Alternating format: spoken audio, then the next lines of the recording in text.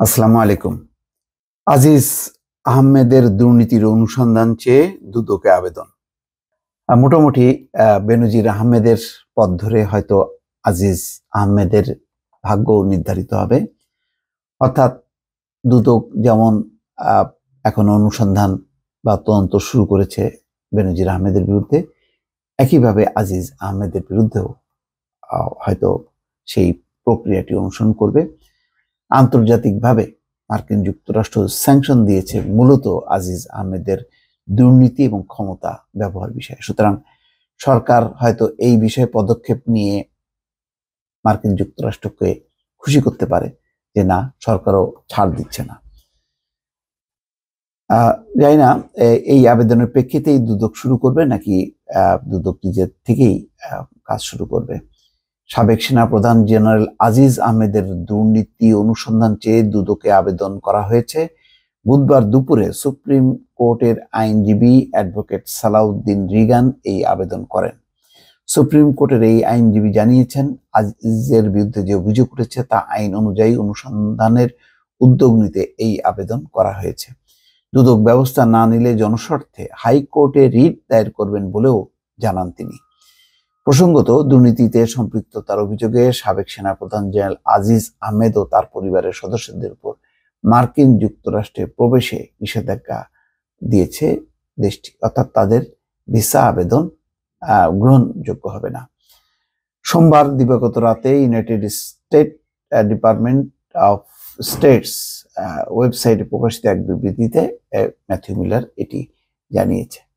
বিবৃতিতে বলা হয়েছিল যে জেনারেল আজিজ আহমেদের কর্মকাণ্ড বাংলাদেশের গণতান্ত্রিক প্রতিষ্ঠান, সরকারি প্রতিষ্ঠানের প্রতি জনগণের বিশ্বাসকে ক্ষুণ্ণ করেছে। আজিজ আহমেদ তার ভাইকে বাংলাদেশে অপরাধমূলক কার্যকলাপের জন্য সহযোগিতা এড়াতে বেশ কিছু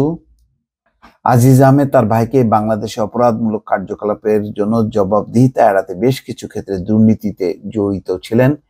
সামরিক চুক্তির বিষয়ে আজিজ আহমেদ ভাইদের সঙ্গে ঘনিষ্ঠভাবে কাজ করেছিলেন এবং তার ব্যক্তিগত স্বার্থে সরকারি নিয়োগের বিনিময়ে ঘুষ গ্রহণ করেন।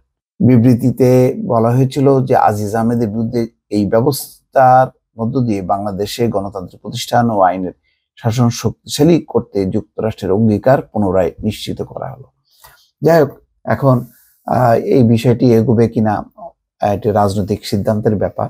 শুধুমাত্র দুদক তার মতন করে এগোবে বিষয়টা সে তেমন না। অবশ্য এর ইতিমধ্যে ওবায়দুল কাদের ইঙ্গিত দিয়েছেন যে দুদক চাইলে আজিজ আহমেদের বিরুদ্ধেও তদন্ত করতে পারে, এই ক্ষেত্রে কোনো বাধা নেই, দুদক স্বাধীন। আজকে সালমান এফ রহমানও বলেছেন যে কেউ আইনের ঊর্ধ্বে নয়, সবাইকেই জবাবদিহি করতে হবে এবং দুদক স্বাধীন প্রতিষ্ঠান হিসেবে সেই কাজটি করতে পারে। অর্থাৎ একটা প্রচ্ছন্ন সমর্থন আছে দুদকের এই অ্যাকশনের ব্যাপারে। তো এই আইনজীবীর এই আবেদন, ওবায়দুল কাদেরের বক্তব্য, সালমান এফ রহমানের বক্তব্য সবগুলি যদি মেলানো যায় তাহলে বোঝা যাচ্ছে যে সরকার এই ব্যাপারে আর মানে খুব বেশি তোয়াক্কা করবে না। কেননা দুইজনই রিটায়ারমেন্টে গেছেন, আজিজ আহমেদ এবং বেনজির আহমেদ। ফলে তাদের দুর্নীতির ব্যাপারে যদি উদ্যোগ নেয় এতে সরকারের ভাবমূর্তি উজ্জ্বল হবে, এখানে ক্ষতির বিষয় না। তবে প্রশ্ন একটা থাকবে যে যখন তারা ক্ষমতায় ছিলেন তখন যে তাদের ক্ষমতার অপব্যবহার বা দুর্নীতি, সেই বিষয়টি কি সরকার জানতেন না, নাকি তখন কোনো রাজনৈতিক কারণে বা স্বার্থে সেটি চলতে দেয়া হয়েছে? আজকে যেহেতু তারা ক্ষমতায় নেই, তাদের প্রয়োজন ফুরিয়ে গেছে, সুতরাং সেই ব্যাপার এখন তাদের ব্যাপারে অনুসন্ধান করতে বা তদন্ত করতে আর কোনো সমস্যা নেই। বরং এটি করার মধ্য দিয়ে যেই কাজটি সরকার আগে করেনি সেই কাজটির একটা দায় তারা পূরণ করছে, এমন আলোচনা রাজনৈতিক অঙ্গনে চলছে। দর্শক ভালো থাকবেন, আল্লাহ হাফেজ।